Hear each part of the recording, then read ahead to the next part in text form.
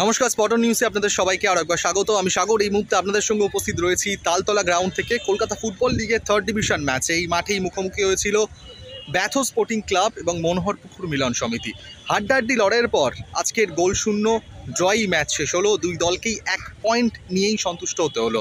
তবে এই ম্যাচ জিততে পারত মনোহরপুকুর।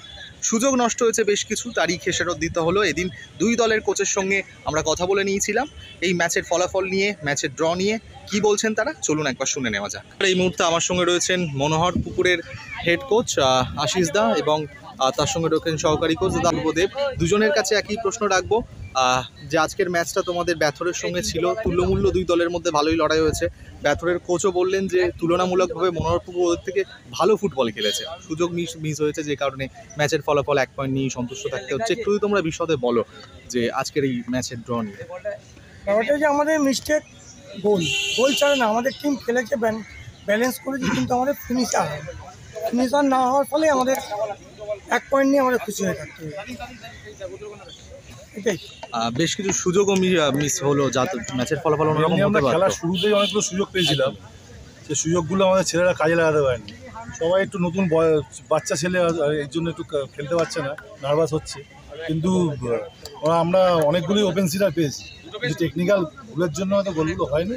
নেক্সট ম্যাচে আমরা রিকভারি করার চেষ্টা করব, যাতে আমরা সেই গোল করতে পারি। তবে আগের তুলনায় কদিন বৃষ্টি হয়নি, যে কারণে মাঠটাও একটু খেলার পক্ষে উপযুক্ত হয়েছে বললে ভুল হবে না, মানে আগের কয়েকদিনের তুলনায়। এতদিন যে গ্রাউন্ডে খেলা যাচ্ছিল না, এখন গ্রাউন্ডে বল খেলা যাচ্ছে, যেহেতু বৃষ্টিটা হয়নি। এখন কাদা ছিল, তাই জন্য বল রোল করছিল না। আজকে খেলা গেছে এবং মাঠ ফুটবল খেলারও মোটামুটি যোগ্য আজকে বলা যায়। ধন্যবাদ।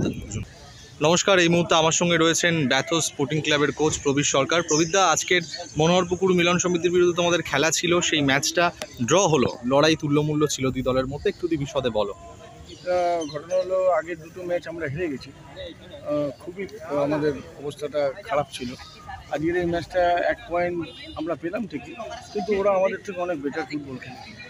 আজকে ওদের ম্যাচটা অন্তত জেতা উচিত ছিল, কিন্তু আমরা আজকে লাকিলি আমরা 1 পয়েন্ট পেলাম। যাকে ঠিক আছে, ছেলেরা 1 পয়েন্ট পেয়েছে, এটাই আমাদের মরুভূমিতে 1 ফোঁটা জলের সঞ্চার। এখান থেকে আবার আমাদের উঠতে হবে।